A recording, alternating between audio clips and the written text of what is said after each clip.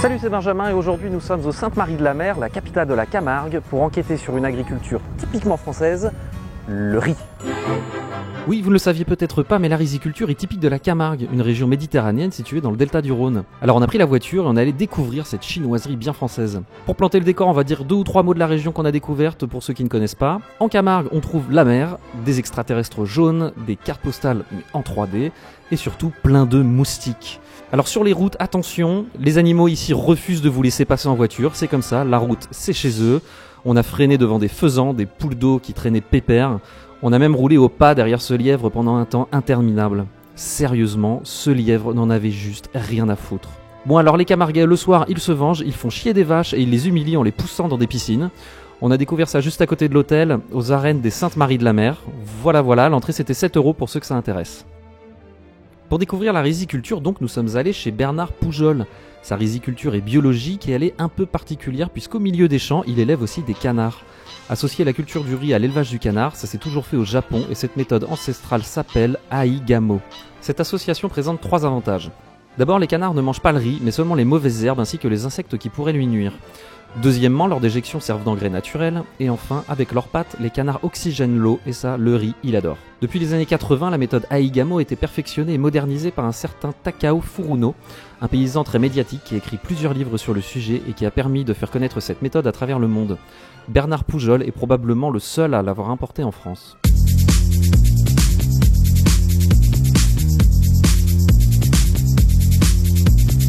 On est chez toi, en plein milieu de la Camargue, tu fais du riz, t'es le seul de France à en faire? Non, je ne suis pas le seul. Non. La Camargue est une des seules terres de France à faire du riz. Il s'en fait un petit peu aussi proche de Narbonne, tout petit peu, dans l'état de Marseillette. Mais la zone de production de riz français, c'est la Camargue. Qu'est-ce qui se passe ici? Pourquoi? C'est la météo, c'est le terroir? C'est l'histoire? Plusieurs phénomènes. Premièrement, la Camargue, c'est une île posée sur la mer. Une île de limon, issue du limon du Rhône. Mais la nappe phréatique, c'est la mer. Donc la nappe phréatique est salée. Et si on ne faisait pas une culture irriguée inondée, telle que le riz, le sol de la Camargue serait un véritable désert.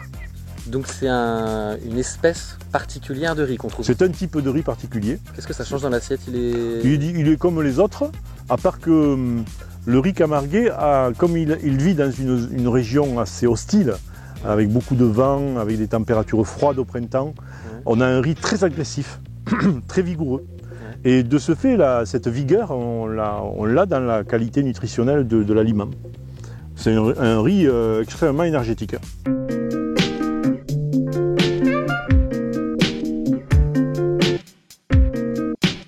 Bernard Poujol est une sorte de célébrité locale. Nous, on a l'habitude de rencontrer des agriculteurs un peu solitaires, un peu dans leur coin. Mais lui, c'était tout le contraire. Quand on est arrivé chez lui, il y avait déjà 2 filles de chez M6 qui tournaient un reportage.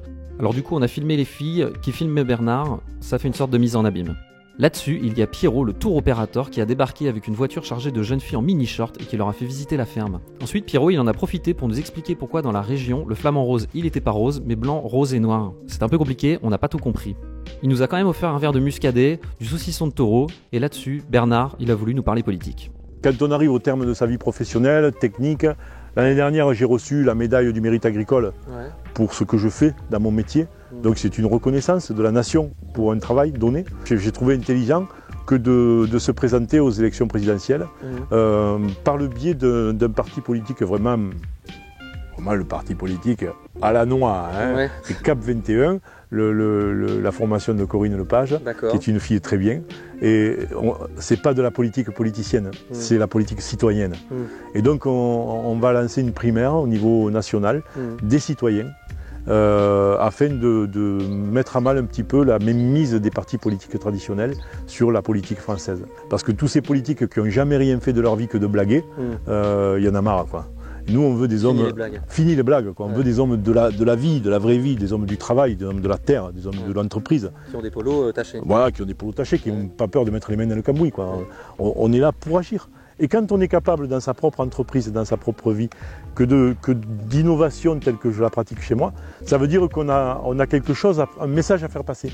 Peut-être que je me trompe, mais peut-être que je peux être utile à mes concitoyens. Voilà. Alors si je peux être utile à mes concitoyens, c'est avec plaisir que je m'engagerai dans cette voie-là.